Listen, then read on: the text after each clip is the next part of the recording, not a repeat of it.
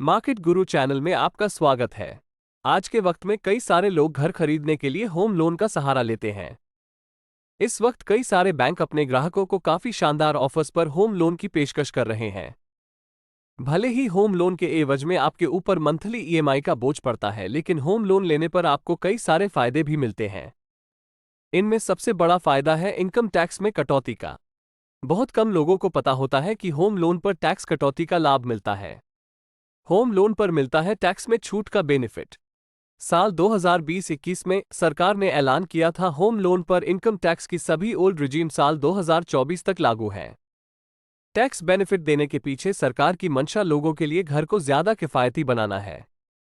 इसके अलावा tax benefit से हाउसिंग इंडस्ट्री को भी काफी फायदा पहुंचता है, जिस वजह से इकोनॉमी में भी अच्छा बूस्ट देखने को मिलता है।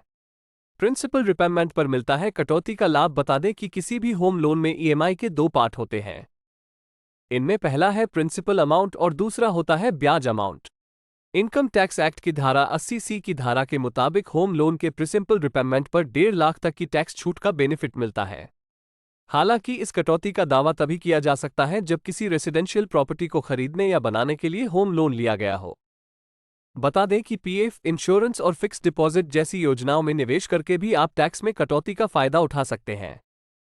होम लोन के इंटरेस्ट पर भी मिलता है टैक्स में कटौती का फायदा।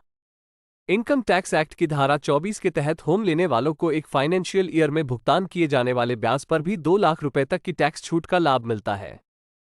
हालांकि इस कटौती का दावा तभी किया जा सकता है जब किसी रेसिडेंशियल प्रॉपर्टी को खरीदने या बनाने के लिए होम लोन लिया गया हो।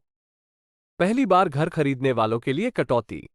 आयकर अधिनियम की धारा 80E के तहत पहली बार घर खरीदने वाले होम लोन के लिए भुगतान किए जाने वाले ब्याज पर 1.5 लाख रुपए तक की कटौती का दावा कर सकते हैं। वहीं इनकम टैक्स की धारा 24 के तहत आप 2 लाख रुपए तक की कटौती का दावा कर सकते हैं।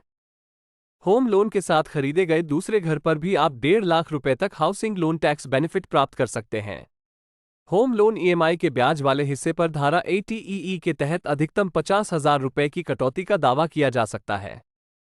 ये कटौती आयकर अधिनियम की धारा 24B के तहत ब्याज राशि पर दावा किए गए कटौती के अतिरिक्त है।